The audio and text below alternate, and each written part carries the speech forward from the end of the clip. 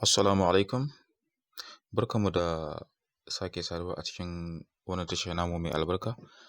A darasinmu na yau za mu koyar yanda za ka yi ajiyan document naka a intanet, ko hoto, ko certificate naka, ko video naka. Shi wannan storage ɗin yana da nauyin har zuwa gig 15 a Google.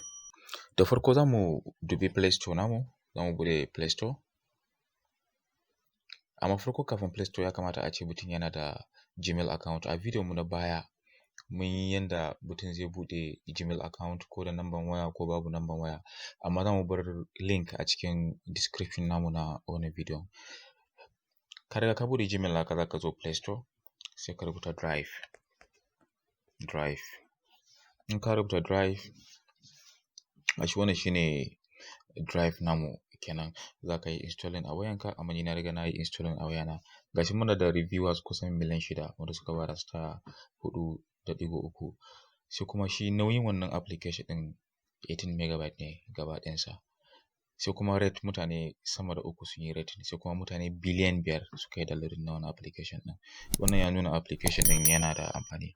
Bari na buɗe Drive ɗin a cikin wayana, na riga na yi downloading nashi. Drive.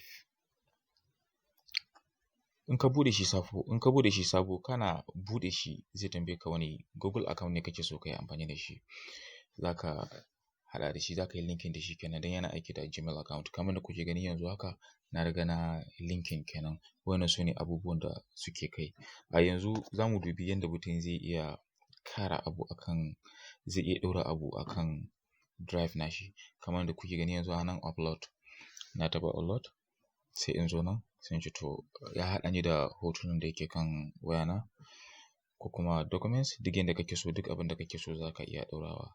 Let's say misali ina so in ɗora wannan MAID TOP TV YouTube hoto na. Your file is being uploaded. Wannan shine kawai, please wait for Wi-Fi. So please upload.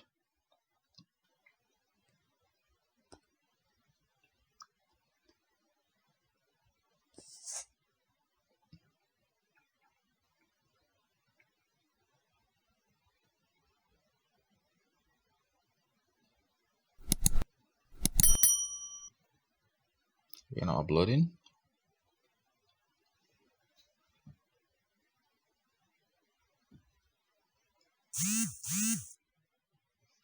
Kamar da muke gani, gashi nan hotonmu ya riga ya upload.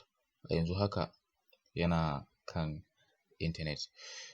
Mai sauraro, in baka yi subscribe na channel namu ba, a yi subscribe, a yi like, sai a zo wajen comment section sai a rubuta na danna subscribe, don saboda a dinga samun notification daga zarar mun ɗaura sabon bidiyo.